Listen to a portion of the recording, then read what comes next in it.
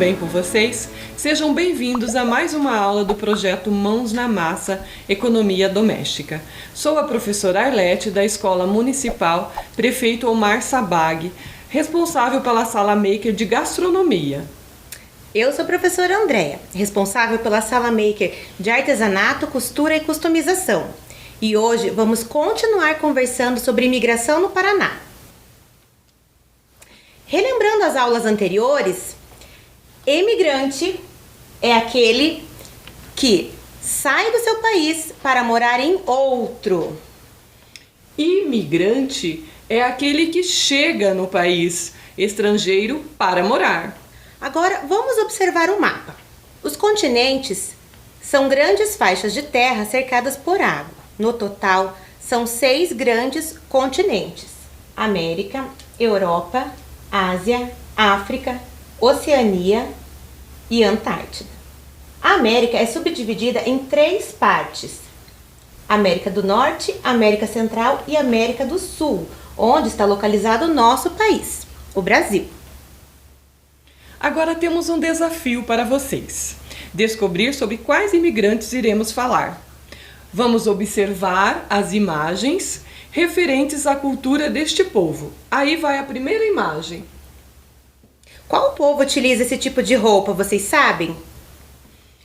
E estes alimentos? E esse tipo de arquitetura? Agora eu acho que ficou fácil. Agora tá bem fácil. Eu tenho certeza que todos vocês acertaram. O mundo árabe, muito mais do que uma cultura, é uma civilização com milhares de anos de história. Os árabes possuem muito o que contar e o que mostrar. Hoje nós iremos falar do Oriente Médio, situado em uma zona estratégica. É uma região composta por países e territórios da Ásia Ocidental, situada entre os continentes asiático, europeu e africano. O Oriente Médio é dividido em 15 países, sendo estes que vocês veem na tela. Agora vamos conhecer também algumas cidades árabes. Meca. Para os muçulmanos, Meca, a cidade da Arábia Saudita, é considerada como a mais sagrada do mundo. Um ponto muito visitado é o antigo santuário da Caaba e tem mais de 4.000 anos. A cidade de Jerusalém, localizada em Israel, é considerada sagrada para o cristianismo, o judaísmo e o islamismo. A cidade de Dubai, localizada nos Emirados Árabes Unidos, é um dos principais centros econômicos do Oriente Médio. Agora vamos para algumas curiosidades. A escrita árabe é um abjad. Abjad, ou consonantário, é um sistema de escrita no qual os símbolos representam consoantes. Este é o principal alfabeto usado para representar a língua árabe e o segundo alfabeto mais utilizado no mundo. O sistema de numeração indo-arábico é o sistema de numeração decimal, formado por apenas 10 símbolos, ou seja, 10 algarismos. É sistema de numeração decimal porque agrupamos de 10 em 10 para facilitar a contagem. Ele também é sistema posicional, ou seja, podemos utilizar um mesmo algarismo para representar quantidades diferentes. É a posição do algarismo que define seu valor. Ele foi criado pelos hindus, mas coube aos árabes aperfeiçoar e divulgar o sistema. Hoje ele é aceito no mundo todo. O Dia Nacional da Comunidade Árabe, dia 25 de março. Homenageia os primeiros imigrantes que desembarcaram no Brasil, por volta do século XIX, em busca de trabalho e negócios. Um dos principais responsáveis pela primeira vinda de imigrantes árabes foi o imperador D. Pedro II. Ele viajou 2 vezes a países árabes, em 1871 e 1876. Sua ida influenciou muitos árabes cristãos a virem para o Brasil. Nesta imagem, vemos um ambulante árabe e carrinho de frutas no centro de Curitiba. Essa foto foi tirada em junho de 1953 e faz parte do acervo da Casa da Memória. O primeiro lugar onde os árabes se instalaram no Paraná foi em Paranaguá. Mais tarde, eles foram para Curitiba, Araucária, Lapa, Ponta Grossa, Guarapuava, Cerro Azul, Londrina, Maringá e Foz do Iguaçu, que hoje tem a maior colônia árabe do estado. Falando em imigrantes árabes, aqui em Curitiba, em dezembro de 1996, foi inaugurado o Memorial Árabe Farol do Saber Gibran Khalil Gibran, construído em homenagem à cultura dos países árabes. Nessas fotos, podemos perceber algumas características bem marcantes da arquitetura árabe.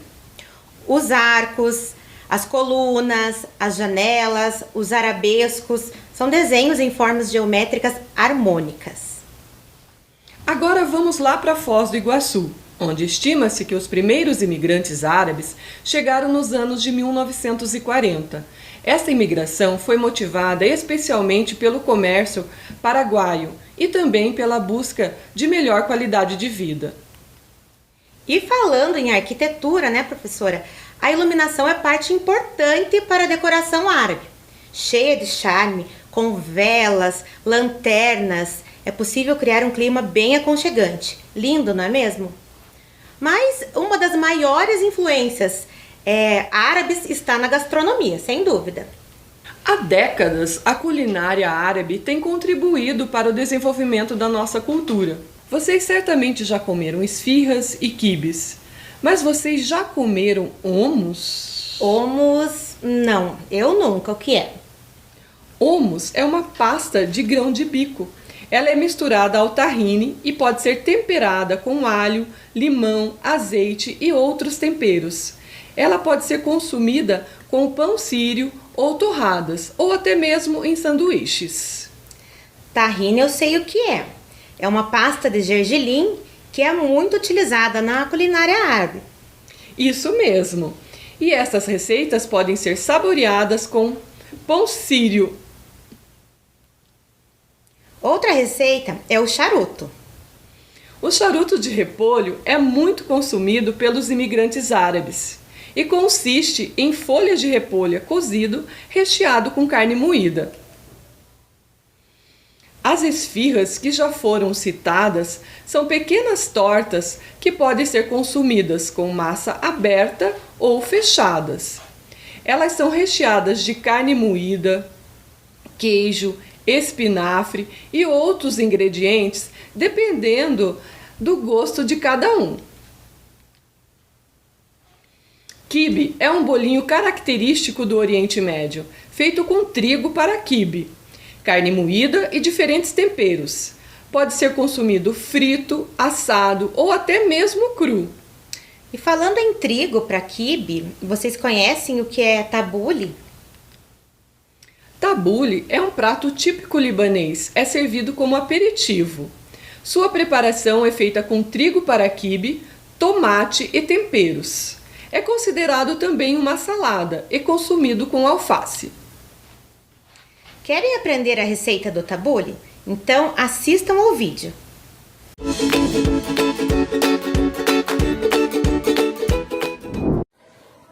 Hoje vamos fazer um tabule, uma salada muito comum nas mesas dos povos árabes. Nós vamos usar trigo para quibe, uma cebola, 3 tomates, um pepino japonês e um suco de um limão. O alface para enfeitar e também para fazer uma trouxinha para facilitar para comer. Aqui, o trigo, a gente vai molhar ele, colocar a água até cobrir. Daí a gente mexe um pouquinho, espera o trigo assentar. Quando o trigo assentar, a gente escorre essa água, faz esse processo umas 4 vezes. Após isso, a gente vai tirar toda a água, amassar bem e deixar esse trigo descansar por mais ou menos umas 2 horas. Agora, depois de 2 horas, com o trigo já macio e hidratado, nós vamos acrescentar os ingredientes. Vamos começar com o tomate.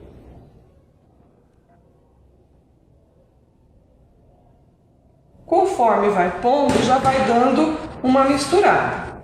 Depois nós acrescentamos o pepino. Tem que ser uma bacia grande para poder mexer bem. O pepino, a cebola bem picadinha e junto com esses ingredientes nós vamos acrescentar os temperos, que é 1 xícara de salsinha,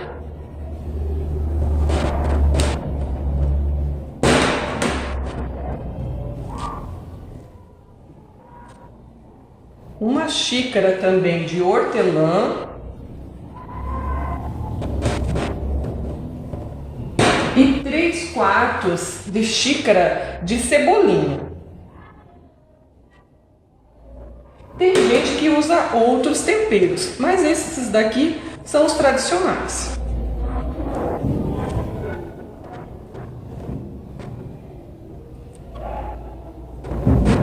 Então agora nós vamos acrescentar 2 colheres de azeite, mais ou menos, né? 2 colheres de azeite. Um pouquinho de sal. O sal também, depois vocês podem provar para ver se a quantia foi suficiente. Tem gente que gosta mais salgado, tem gente que não gosta tão salgado. Então coloca um pouquinho de sal e também um pouquinho de pimenta do reino.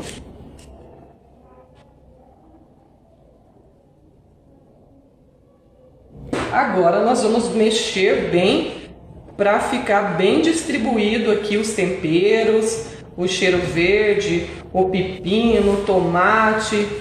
A bacia, quanto maior, melhor para misturar, tá, pessoal? Ele vai diminuir um pouquinho assim que for pegando o tempero. Mas é isso aqui o tabule. Agora é só ir mexendo para pegar bastante o tempero. Tem gente que gosta de temperar e já comer. Aí os alimentos estão mais crocantes. Quem gosta que ele fica mais encharcadinho, pode deixar na geladeira por 1, 2 horas e depois consumir. Ele dura mais ou menos um dia, tá? Até no outro dia ainda dá para comer. Antes de colocar na travessa, nós vamos colocar o limão. É o suco de um limão. Pessoal, uma coisa importante eu esqueci de falar. O tomate, ele deve ser sem sementes. Cortado bem pequenininho e sem sementes, tá? Então agora a gente mexe um pouquinho e vamos arrumar na travessa. Então aqui está pronto o nosso tabule. Agora é só ir para a mesa. Tem gente que come acompanhado de carnes, tem gente que come com sanduíches e pode também comer como aperitivo. Coloca o tabule em uma folha de alface, faz uma trouxinha e leva à boca com a mão mesmo. Bom apetite!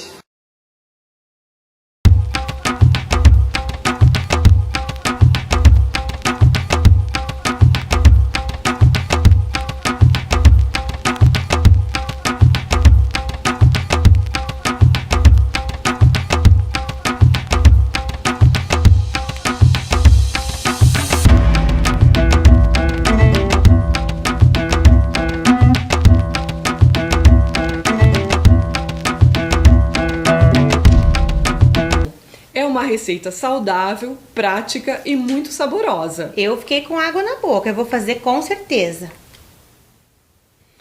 Vocês sabiam que a pimenta, a noz moscada, o cravo e a canela, que ressaltam o sabor na culinária brasileira, e até o sagrado cafezinho são marcas da culinária árabe?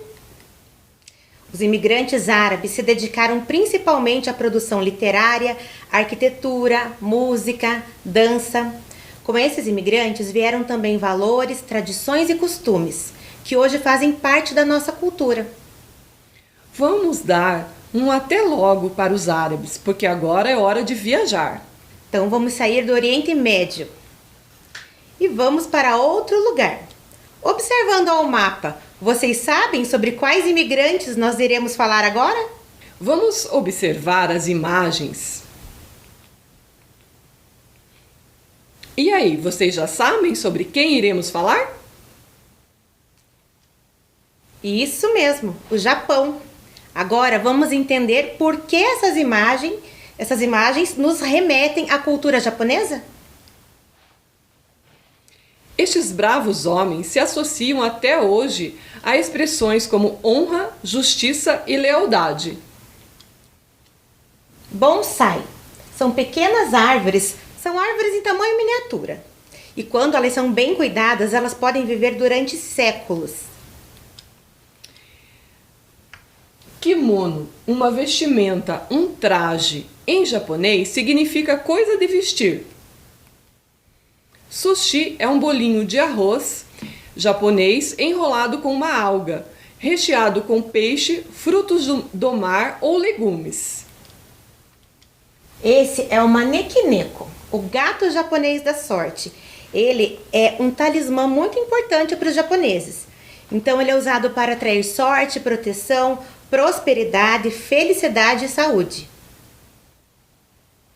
Leque tradicional japonês. Sua extremidade simboliza o nascimento, enquanto suas lâminas simbolizam os muitos caminhos possíveis que nos deparamos na nossa vida. Essa é a cerejeira. A flor da cerejeira significa a beleza feminina e simboliza o amor, a felicidade, a renovação e a esperança. É uma flor de origem asiática conhecida como sakura, a flor nacional do Japão. O Imin Matsuri é a festa cultural que celebra a imigração japonesa no Brasil. O início da floração das cerejeiras marca o fim do inverno e a chegada da primavera. Elas são aguardadas com ansiedade pelos japoneses, que organizam em todo o estado diversas festividades em torno do harami, ato de contemplação das cerejeiras. E esse, vocês conhecem? É o origami. São dobraduras em papel. Essa é uma arte milenar japonesa. Ela já existe há quase 1000 anos, desde a época da corte imperial. Origami é tão importante para os japoneses que tem até dia especial para eles. O Dia Mundial do Origami, dia 11 de novembro. Essa foi a data em que o tsuru foi reconhecido como símbolo da paz e é declarado o fim da Primeira Guerra Mundial, no ano de 1918. Mas o que é tsuru? O tsuru é um pássaro. E a lenda diz que os tsurus podem viver até 1000 anos e por isso eles representam a longevidade, simbolizando ainda a felicidade plena. Muitos também consideram o tsuru como símbolo dessa arte japonesa. Segundo estudos, a origem do origami é tão antiga quanto a origem do papel. Agora vamos assistir ao vídeo da Adriana, neta de imigrantes japoneses, que veio nos ensinar um pouco mais sobre o tsuru. Vamos ver?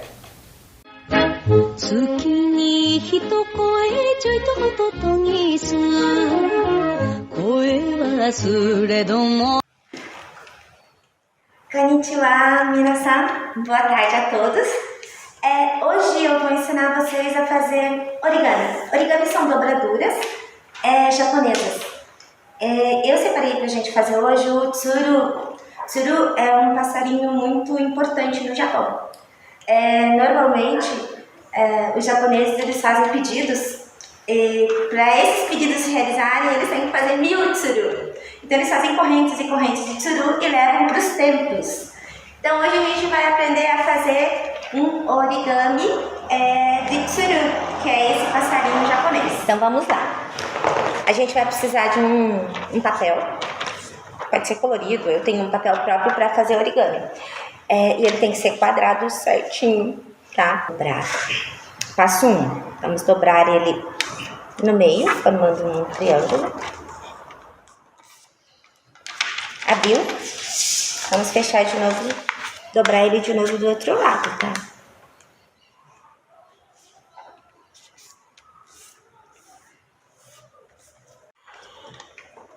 depois de fazer essas duas dobras, a gente vai juntar essa partezinha aqui. É um pouquinho chatinho de fazer, mas nós temos que fazer um quadradinho. Então, a gente vai passar por dentro, a gente vai estar com o triângulozinho aqui. Vamos passar por dentro.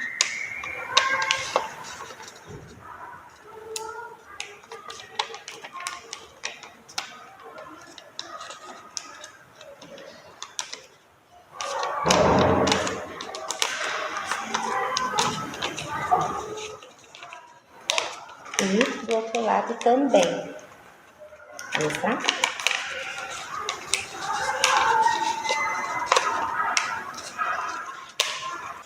Até formarmos um quadradinho. Para vocês entenderem, ele fica assim. Ele fica um quadradinho agora. Depois que a gente fizer o quadradinho, vocês viram essa parte abertinha para vocês. E vamos dobrar. Eu me lembro um pouquinho de fazer balão. Não sei se vocês já fizeram balão, mas me lembra um pouquinho essa parte de dobrar. Então, a gente vai dobrar todos os lados. Bonitinhos. Do outro lado também.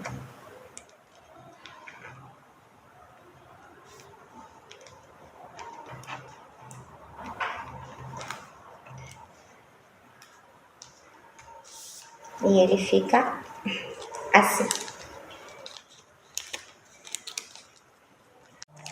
Depois que a gente dobrar assim, a gente abre, porque é só pra gente poder ter uma marcação, pra gente poder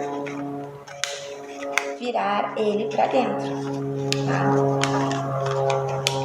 Então, a gente vai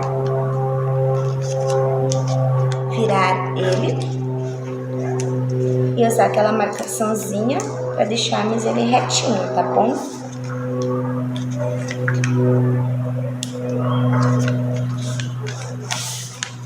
Do outro lado também tava assim, então a gente só vai abrir e usar a marcação pra gente poder dobrar.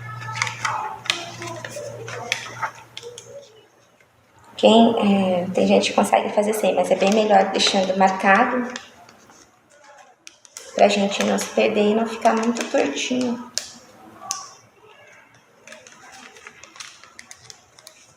Ele já tá começando a criar uma forma.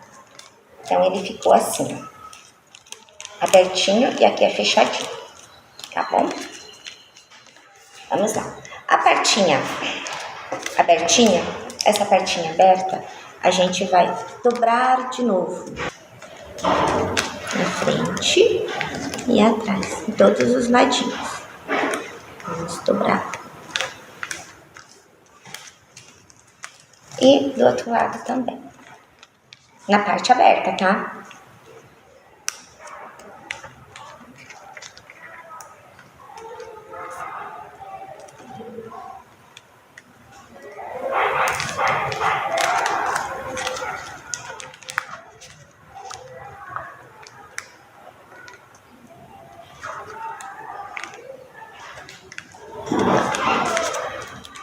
E ficou assim, fininho.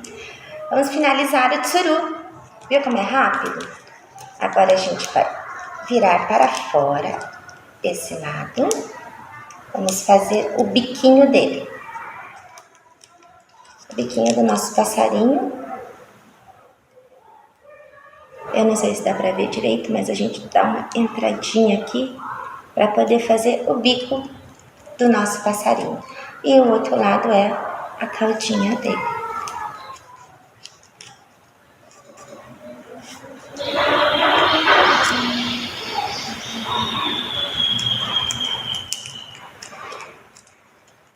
E esse é o nosso tsuru. E ele voa bem bonitinho. Eu espero que vocês tenham gostado. Procurem, porque tem vários tipos de origami. Você pode fazer qualquer coisa, qualquer bichinho. A gente tem os exemplos do morceguinho, o pombo, Tipo, a gente tem vários exemplos, a borboletinha que é linda, até bonequinhos japoneses pequenininhos. Então a gente tem muita coisa para fazer com origami, é muito interessante, fora que trabalha a nossa mente também. Então quem quiser fazer um pedido em 1000 origamis, fique à vontade. Eu não sei se funciona porque eu nunca fiz, mas vale a pena, gente. Muito obrigada. Arigatou gozaimashita. Eu adorei aprender sobre os tsurus. Eu até já fiz os meus. E falando em arte, vamos falar dos amigurumis? Eles surgiram nos anos 80. Vamos assistir um vídeo e aprender mais sobre essas fofuras. Olá, estudantes, tudo bem com vocês? Hoje nós vamos falar um pouco sobre o amigurumi. E você sabe o que significa essa palavra, amigurumi? Bom, essa palavra não é brasileira e já deu para perceber, né? Pela semelhança com a palavra origami, já dá até para imaginar que a sua origem foi lá no Japão. Bom, analisando a palavra amigurumi, a palavra ami, que significa malha ou crochê, e a palavra nuigurumi, bicho de pelúcia, formou então a palavra amigurumi. Sim, pelúcia de crochê. Bom, o amigurumi é uma arte que nasceu no Japão, mas hoje nós temos uma convidada que vai nos ajudar a entender um pouquinho melhor como nós podemos fazer o nosso próprio amigurumi. É claro que não é nada tão fácil como toda a prática de artesanato, costura ou customização. Precisamos de técnica, de treino e muita dedicação. Porém, nós vamos aprender passo a passo como começar, como iniciar o seu amigurumi. Vamos lá? Tá com você, Gabi? Agora é comigo. Mão na massa, pessoal.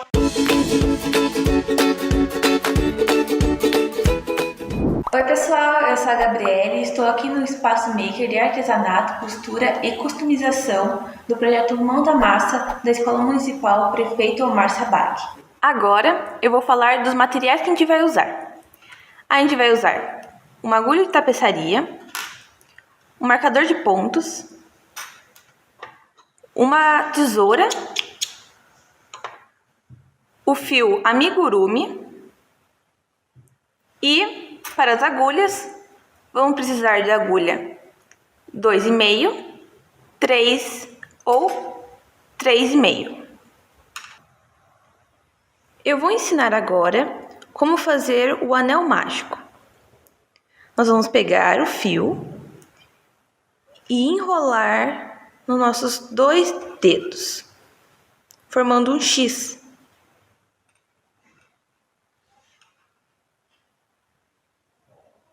Agora, vamos pegar a agulha, passar debaixo do primeiro fio e pegar o segundo, puxando para fora e dando uma giradinha.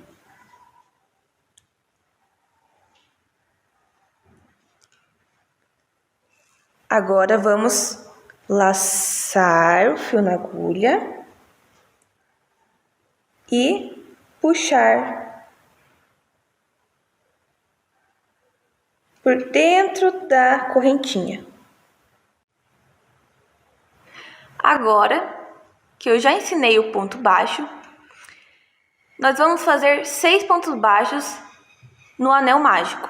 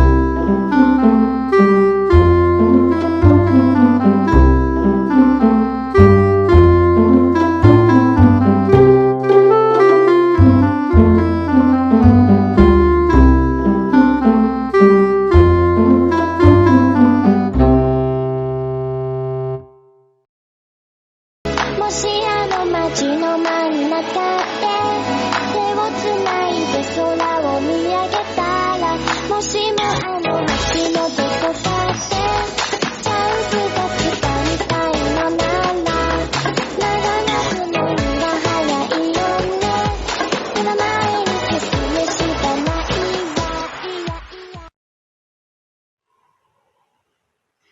Terminamos os 12 pontos baixos.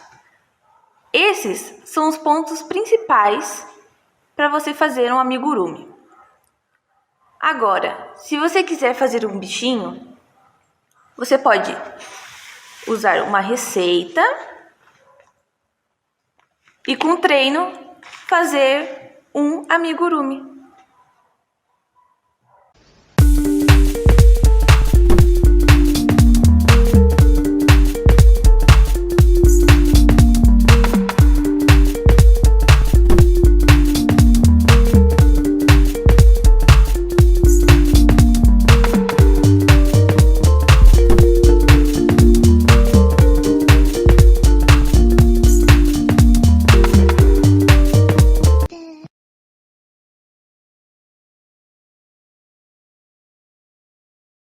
E aí, gostaram de conhecer sobre os amigurumis? Eu adorei! E a cultura japonesa tem muita arte ainda. Vamos ver? Mangá japonês. Os mangás são histórias japonesas em quadrinhos e sua leitura é feita de trás para frente. Quando saem do papel e vão para a televisão, são chamados de animes. Continuando, que tal conhecer sobre a gastronomia japonesa? Pratos típicos da gastronomia japonesa. São preparados de maneira minuciosa e com visual encantador. Esta culinária apresenta uma grande variedade de pratos e sabores únicos. Sashimi. O prato traz tiras finas de peixe cru, geralmente salmão e atum. Podem ser acompanhados de alga e molho shoyu. Gohan, o arroz japonês. Com grãos curtos para darem consistência grudenta após o cozimento e facilitar o uso do hashi. Hashi são pauzinhos utilizados como talheres. Sukiyaki, um prato que se pode aproveitar as verduras e legumes que se tem em casa. Ele é tradicionalmente preparado à mesa, reafirmando a cultura de estreitar laços afetivos da família durante as refeições ao redor da mesa. E a nossa convidada Adriana também veio nos ensinar um pouco sobre a alimentação no Japão. Vamos ver?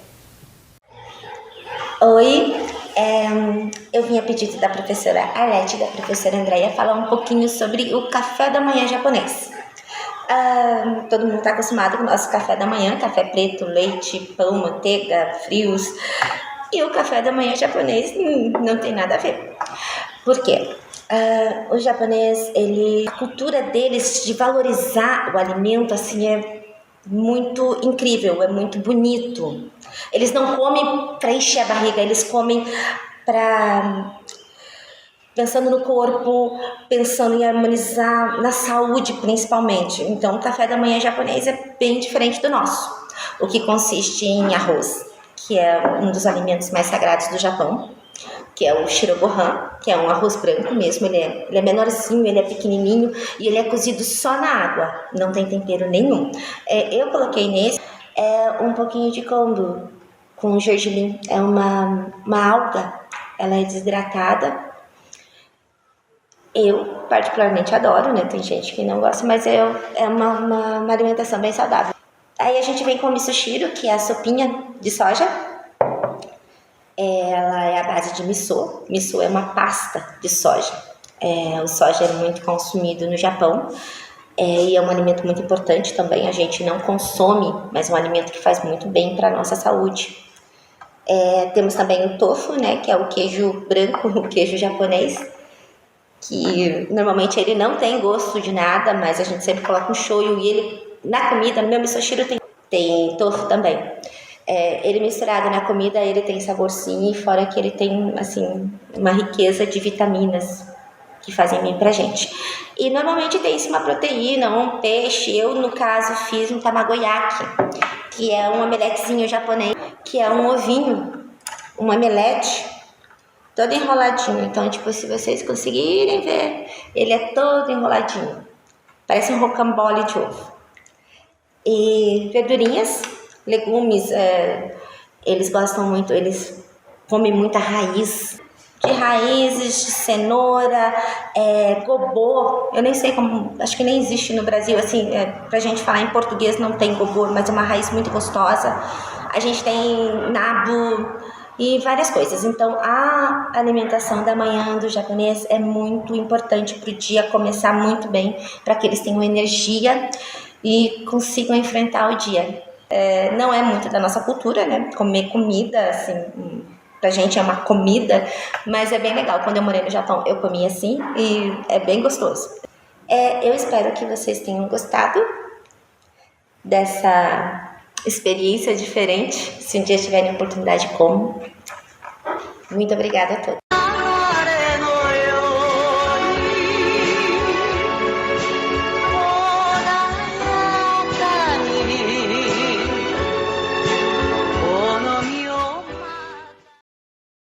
Viram como a alimentação no Japão é diferente?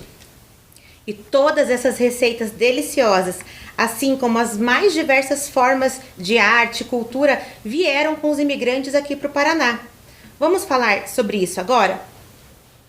A imigração japonesa no Brasil tem como marco inicial a chegada do navio Kazato Maru, em Santos, no dia 18 de junho de 1908. A viagem durou 52 dias e trouxe a bordo os 781 primeiros imigrantes japoneses em terras brasileiras. Nessas imagens, nós podemos observar o desembarque do navio Kazato Maru e os imigrantes japoneses trabalhando na lavoura de café. Os imigrantes deixaram um legado de trabalho árduo no campo, além das danças e música, incluindo o costume do karaokê. A primeira colônia criada por imigrantes japoneses foi a colônia Kakatu, fundada no litoral, na cidade de Antonina. No Paraná, as cidades de Maringá e Londrina são as que concentram o maior número de descendentes de imigrantes japoneses. Maringá tem uma das comunidades japonesas mais representativas do Brasil, e essa aliança é marcada por diversos espaços, como o Parque do Ingá. Nesta imagem, podemos observar o jardim japonês no Parque do Ingá. Outro importante símbolo da cultura nipônica, que reflete forte influência dos imigrantes japoneses em Maringá, é o Parque do Japão, localizado no Parque Industrial. É também um espaço de preservação ambiental. Em Londrina, essa praça do centenário da imigração japonesa é uma exposição de cultura e símbolos a céu aberto. A cultura japonesa é forte e muito importante na região.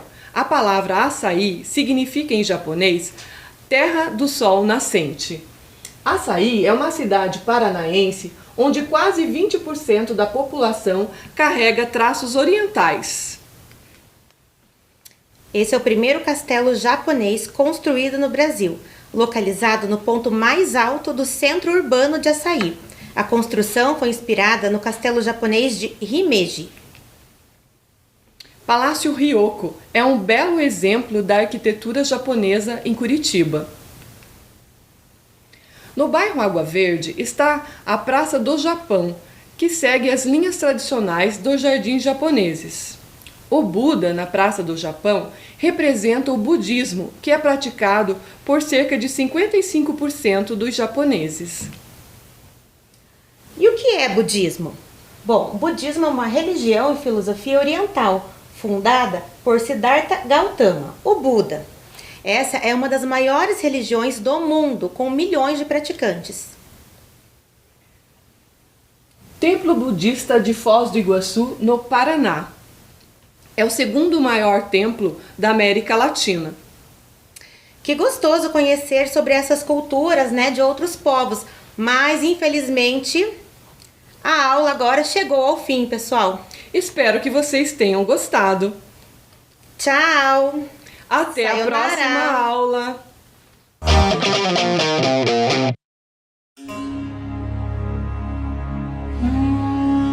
Para quem gosta e quer conhecer a história da civilização do Antigo Egito, Curitiba é o lugar.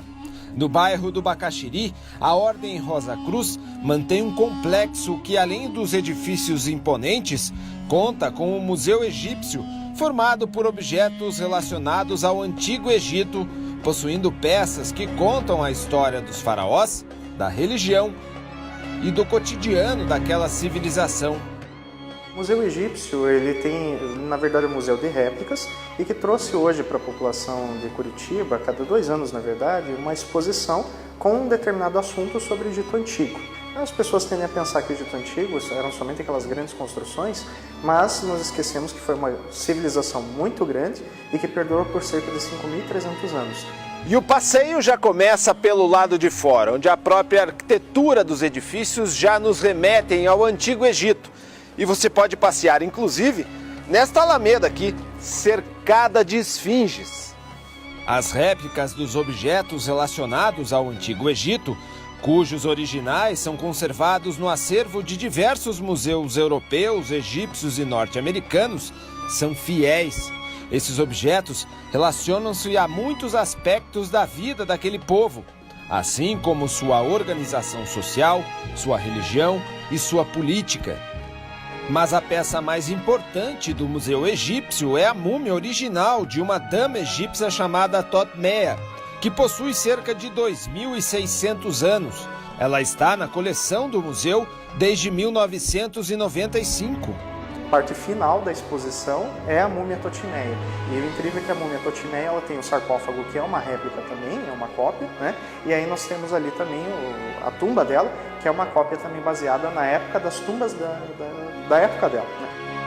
O Museu Egípcio e Rosa Cruz fica na rua Nicarágua 2641, no Bacaxiri.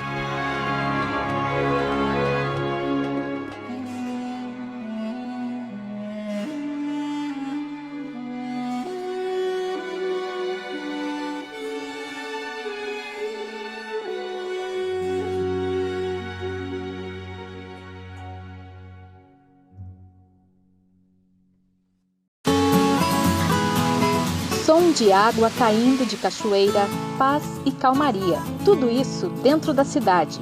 Esse é o Parque Vista Alegre. No bairro, também com o nome de Vista Alegre, o parque foi criado há poucos anos. É uma unidade de conservação com 100.000 metros quadrados, sendo 70% de sua área recoberta com vegetação nativa. Com muita área verde, o espaço tem uma cachoeira de 7 metros na pedreira, com um deck para contemplar a vista. O parque tem brinquedo para a criançada, pista de caminhada, ponte, portais e estacionamentos.